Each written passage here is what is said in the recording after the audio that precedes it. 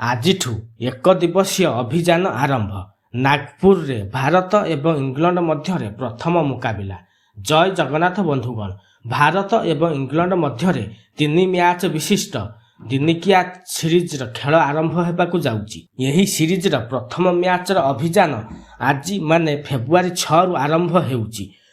ବନ୍ଧୁଗଣ, ଆପଣମାନେ ଯଦି ଆମ ଚ୍ୟାନେଲରେ ନୂଆ ଅଛନ୍ତି ତାହେଲେ ଚ୍ୟାନେଲକୁ ସବସ୍କ୍ରାଇବ୍ କରିଦେବେ ଏବଂ ବେଲ୍ ଆଇକନକୁ ଦବେଇ ଦେବେ। ଭାରତ ଏବଂ ଇଂଲଣ୍ଡ ମଧ୍ୟରେ ଆଜିଠୁ ଦିନିକିଆ ସିରିଜ ଆରମ୍ଭ ହେଉଛି।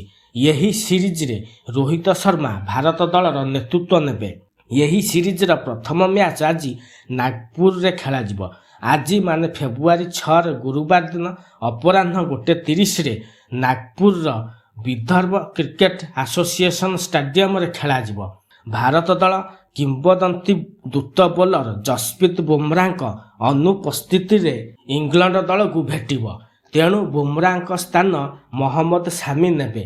ଆଜି ପର୍ଯ୍ୟନ୍ତ ଭାରତ ଏବଂ ଇଂଲଣ୍ଡ ମଧ୍ୟରେ 107ଟି ମ୍ୟାଚ୍ ଖେଳାଯାଇଛି, ଯେଉଁଥିରୁ ଭାରତ 58ଟି ମ୍ୟାଚ୍ରେ ବିଜୟୀ ହୋଇଥିବା ବେଳେ ଇଂଲଣ୍ଡ 44ଟି ମ୍ୟାଚ୍ରେ ବିଜୟ ଲାଭ କରିଛି।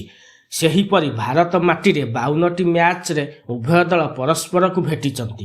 ଭାରତ ମାଟିରେ ଭାରତ ଦଳ 34ଟି ମ୍ୟାଚ୍ରେ ବିଜୟୀ ହୋଇଥିବା ବେଳେ ଇଂଲଣ୍ଡ 17ଟି ମ୍ୟାଚ୍ରେ ବିଜୟୀ ହୋଇଛି।